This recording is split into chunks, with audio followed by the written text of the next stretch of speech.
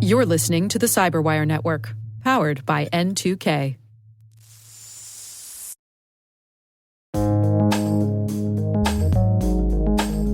The word is OWASP, server-side request forgery.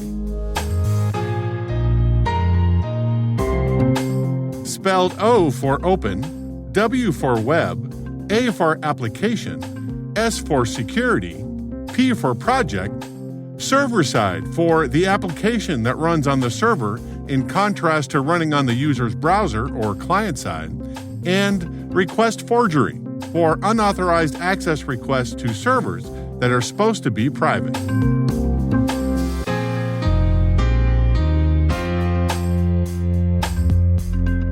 Definition: an attack technique that leverages an unprotected web server as a proxy for attackers to send commands through to other computers.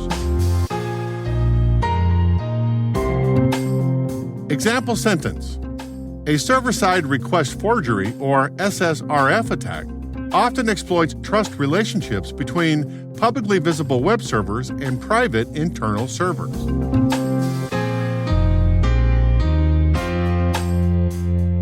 Origin and context. Dave Wickers and Jeff Williams, working for Aspect Security, a software consultant company, published an education piece in 2003 on the top software security coding issues of the day. That eventually turned into the OWASP Top 10, a reference document describing the most critical security concerns for web applications.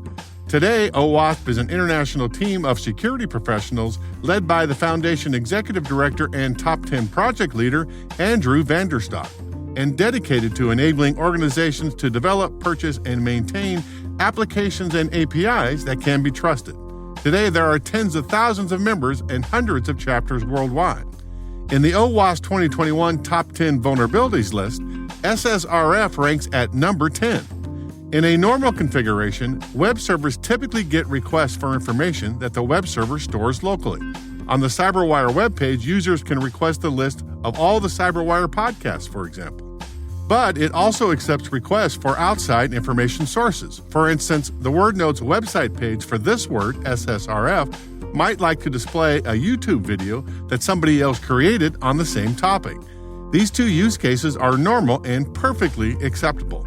But a bad actor can use this functionality to get to other internal servers or data not meant for the public. In other words, instead of asking to see the YouTube video, they might ask to see the source code of the super secret project stored on an internal server. Hackers can't get to the super secret server directly, but they might be able to get to the data indirectly by going through the web server. To mitigate this risk, network defenders should follow their zero trust strategy and limit access to internal assets from the web server to only the employees who need it. In practice, this means that at the application level, the web server is checking the source of the request to verify if the entity is authorized access to the data stored on the internal server. This is a lot easier to say than it is to do. According to OWASP, these SSRF attacks are rare, but recently, hackers used the technique to successfully compromise two high-profile victims, SolarWinds and Capital One.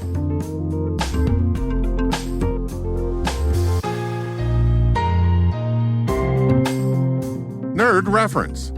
Professor Messer is a small cybersecurity training company that produces excellent YouTube educational content to prepare IT and security professionals for CompTIA A+, CompTIA Network Plus, and CompTIA Security Plus certifications.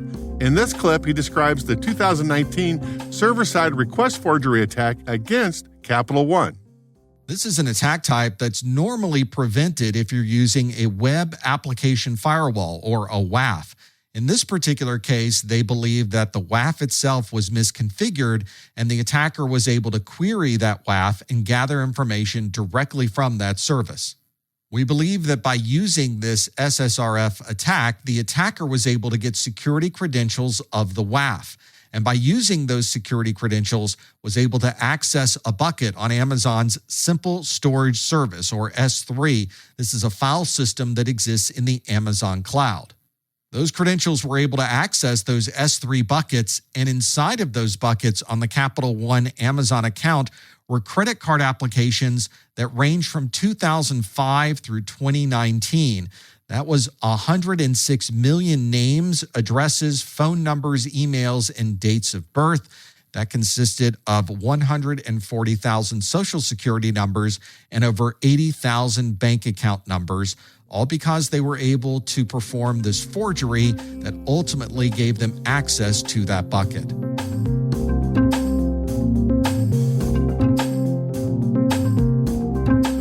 Word Notes is written by Nyla Genoe, executive produced by Peter Kilpie, and edited by John Petrick and me, Rick Howard. The mix, sound design, and original music have all been crafted by the ridiculously talented Elliot Peltzman. Thanks for listening.